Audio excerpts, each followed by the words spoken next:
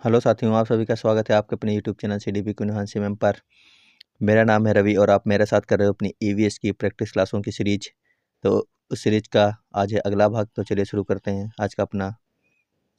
देखते हैं आज का पहला प्रश्न कौन सा है। पहला प्रश्न है, भौतिक तथा जैविक संसार जहाँ कोई रहता उसे कहते हैं। आपको बताना है भौतिक तथा जैविक संसार जहाँ पर कोई रहता है उसे क्या कहते हैं। पर्यावरण, वायुमंडल, जलमंडल या फिर कोई नहीं। तो आप आंसर कीजिए एक बार। भौतिक तथा जैविक संसार जहाँ कोई रहता है उसे क्या कहते हैं।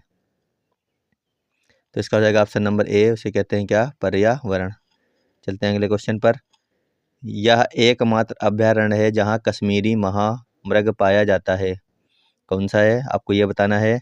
कश्मीरी महामृग कहाँ पे पाया जाता है, कान्हा में, दाचीग्राम, गिर में या फिर मुदुमलाई में। तो एक बार आंसर करिए आप लोग। कश्मीरी महामृग कहाँ पाया जाता है। कान्हा नेशनल पार्क के बारे में, ये कहाँ पर है, ये है मध्य प्रदेश में। दाचीग्राम कहाँ पर है, यह है जम्मू एंड कश्मीर में। कहाँ है, जम्मू एंड कश्मीर में। गिर कहाँ पर है, गिर है कहाँ, गुजरात में। और मुदुमलाई कहाँ है, यह है तमिलनाडु में। कहाँ पर है, तमिलनाडु में है मुदुमलाई। आपसे पूछ रहा है ये कश्मीरी महामृग कहाँ पाया जाएगा, तो कश्मीर में कौन सा है, दाचीग्राम है, यानी ऑप्शन नंबर 20 का बिल्कुल सही हो जाएगा। चलते हैं अगले क्वेश्चन पर। अगला क्वेश्चन है, पराबैंगनी किरणें ओजोन को विघटित कर देती हैं। आपको बताना है पराबैंगनी किरणें ओजोन को किस में विघटित कर देती हैं। जलवाष्प में, ऑक्सीजन में, नाइट्रोजन में या फिर वर्षा की बूंदों में। पराबैंगनी किरणें ओजोन को किस में विघटित कर देती हैं इनमें से। तो इसका हो जाएगा ऑप्शन नंबर क्या हो जाएगा, बी, ऑक्सीजन में विघटित कर देती हैं। आगे चलते हैं। सिल्वीकल्चर कार्यक्रम क्या, आपको बताना है सिल्वीकल्चर कार्यक्रम क्या है। मछली पकड़ना, वन की पूर्ति, धरती से धातुएं इकट्ठी करना या फिर इनमें से कोई नहीं। अगर यहाँ पर रहता सेरीकल्चर तो वो क्या जाता है, रेशम कीट पालन से संबंधित होता है सेरीकल्चर। तो यहाँ पर दिया है सिल्वीकल्चर, तो यह है वन की पूर्ति से संबंधित क्या है, वन की पूर्ति से संबंधित। आगे चलते हैं। पोषी स्तर में प्रथम पद सदा होता है।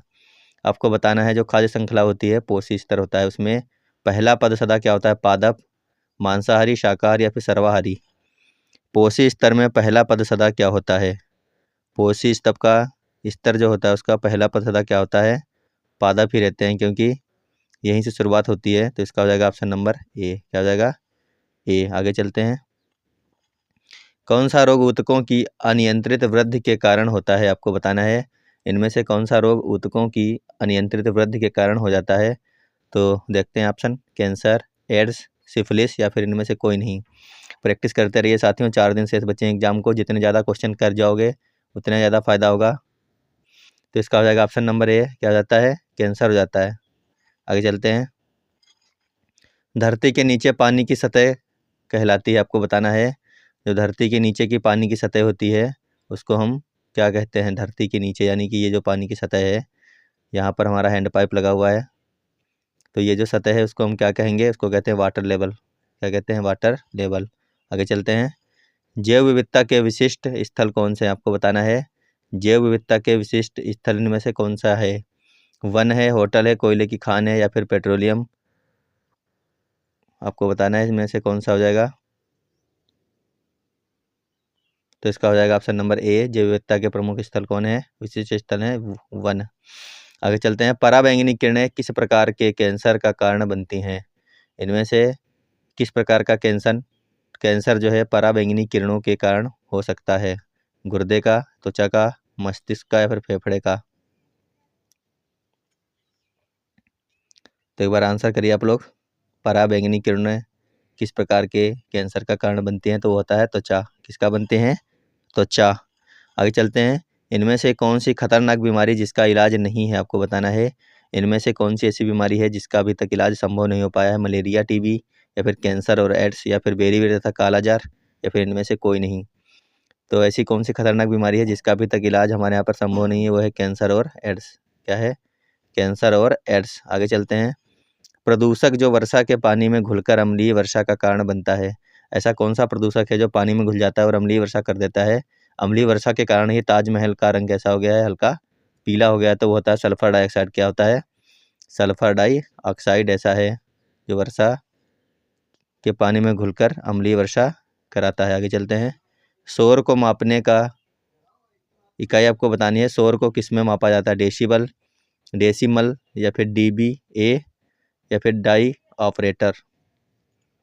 शोर को मापने की इकाई क्या होती है साथियों? वो होती है डेसिबल। क्या होती है? डेसिबल। चलते हैं अगले क्वेश्चन पर। मुख्य कारक का नाम जो प्रदूषण उत्पन्न करता है। इनमें से ऐसा कौन सा मुख्य कारण है या कारक है जो प्रदूषण उत्पन्न करता हो? समुद्री जीव, जानवर, मनुष्य, या फिर नाइट्रोजन। सबसे ज़्यादा इनमें से ऐसा कौन सा है जो प्रदूषण उत्पन्न करता है? तो वो हो जाएगा मनुष्य। कौन है? मनुष्य है सभी प्रदूषण की उत्पत्ति का कारण। आगे चलते हैं। ओजोन किससे बनती है? आपको बताना है। हाइड्रोजन, मीथेन, कार्बन डाइऑक्साइड, या फिर ऑक्सीजन।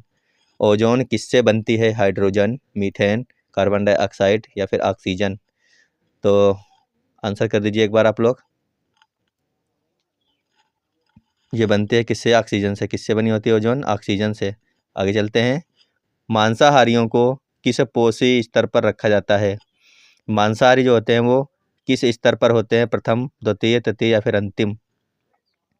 को बताना है मांसाहारियों को किस पोषी स्तर पर रखा जाता है। पहले पर तो आते हैं पादप। कौन आते हैं? पेड़ और पौधे। दूसरे पर कौन आता है? दूसरे पर हो गए हिरन, बकरी, गाय, ये सब हो गए। और तीसरे पे कौन आता है? ये पहला पादप, दूसरा हिरन, और तीसरा आएगा जो इनको खाएगा, यानी कि शेर हो गया, बाघ हो गया, ये सब होते हैं तीसरे। तो मांसाहारी कहाँ पे हो गए? तीसरे पे हो गया, यानी ऑप्शन नंबर सी इसका बिल्कुल सही हो जाएगा। देखते हैं आगे। जिनमें प्रकाश संश्लेषण की क्षमता होती है उन्हें कहते हैं। प्रकाश संश्लेषण की क्षमता जिनमें होती है उन्हें हम क्या कहते हैं?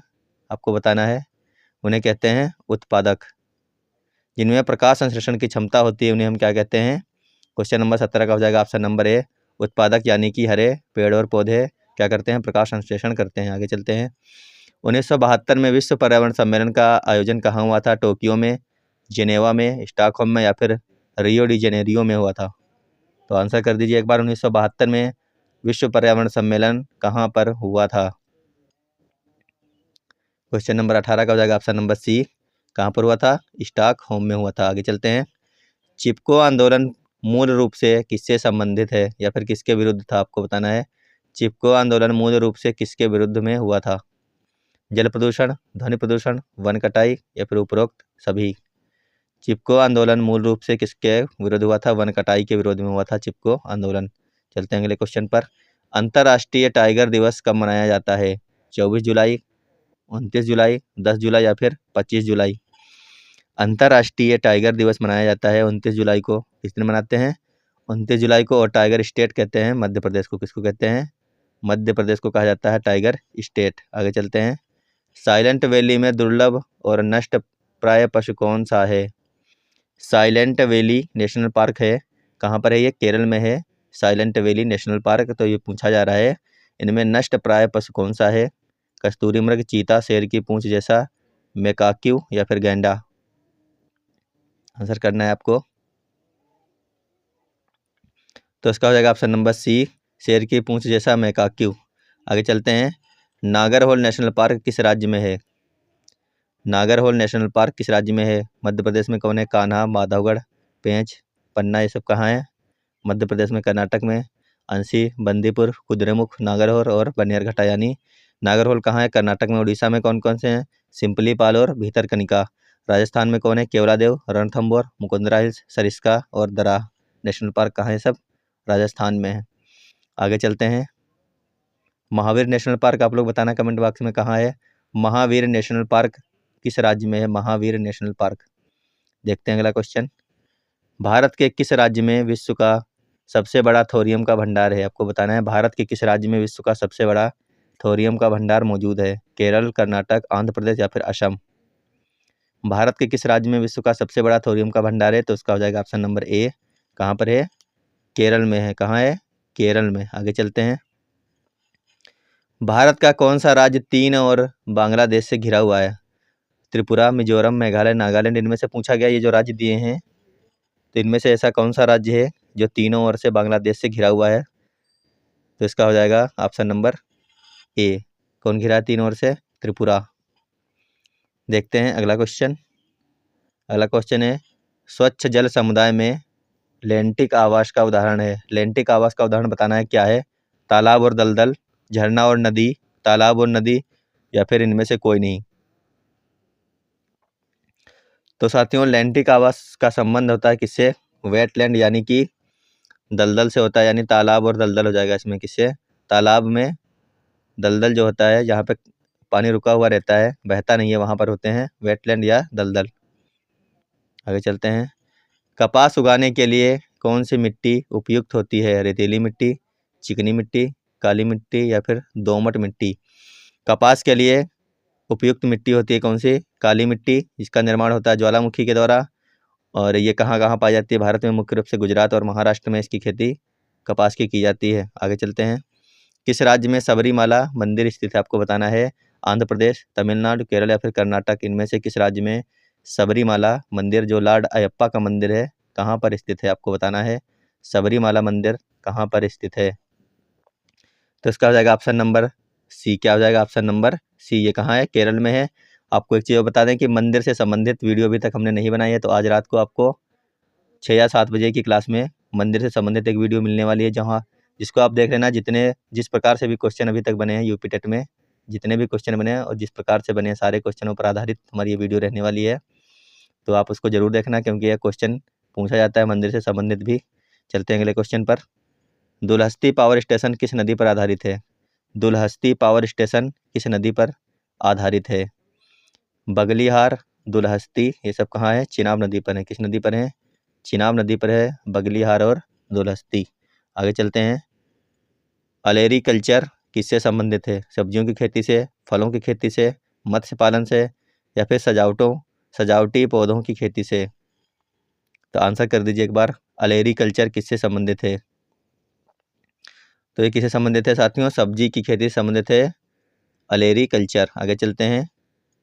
ओजोन परत के ऊपर आयन की परत है जो छोड़ती है। आपको बताना है ओजोन परत के ऊपर जो आयन की परत होती है वो क्या छोड़ती है? एक्स किरणें, अवरक्त किरणें, रेडियो किरणें या फिर इनमें से कोई नहीं? ओजोन परत के ऊपर आयन की परत क्या छोड़ती है? आपको ये बताना है। तो आप लोग आंसर कर दें एक बार। ये छोड़ती है क्या? रेडियो किरणें छोड़ती है। ऑप्शन नंबर सी सही हो जाएगा। क्या छोड़ती है? रेडियो किरणें। और आपके लिए ये एक लगा दिया गया है, देखिए PDF लास्ट में लगा है। ये तूफान एवं चक्रवात का है, इसको देखिए एक बार। यहाँ से भी क्वेश्चन बनते हैं। यास जो चक्रवात आया था, इसका नामकरण किसने किया था? ओमान ने किया था। किसने किया था? ओमान ने किया था यास का नामकरण। उसके बाद आया था तौकाते, जिसका नामकरण किया था म्यांमार ने। उसके बाद आया था बुरेवी, जिसका नामकरण किया था मालदीव ने। उसके बाद आया था निवार, जिसका किया गया है ईरान के द्वारा। निसर्ग का नामकरण किया है बांग्लादेश ने। अम्फान का किया है थाईलैंड ने। फोनी का किया गया है बांग्लादेश के द्वारा।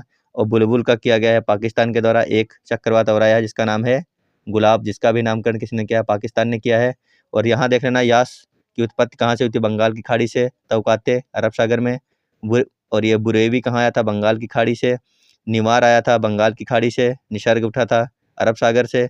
अम्फान बना था बंगाल की खाड़ी में। फोनी भी बना था बंगाल की खाड़ी में। और बुलबुल कहाँ से बना था? बंगाल की खाड़ी में। यहाँ पर दिए हैं भारत में जो प्रभावित जगह थी उनके बारे में, तो आप लोग इसको एक बार देख लेना आराम से। तो आप लोग कमेंट बॉक्स में बताना आज की हमारी वीडियो आपको कैसी लगी। वीडियो देखने के लिए धन्यवाद। अपनी तैयारी को करते रहिए, 4 दिन से बचे हैं, लगातार प्रैक्टिस जारी रखिए। धन्यवाद, बाय बाय।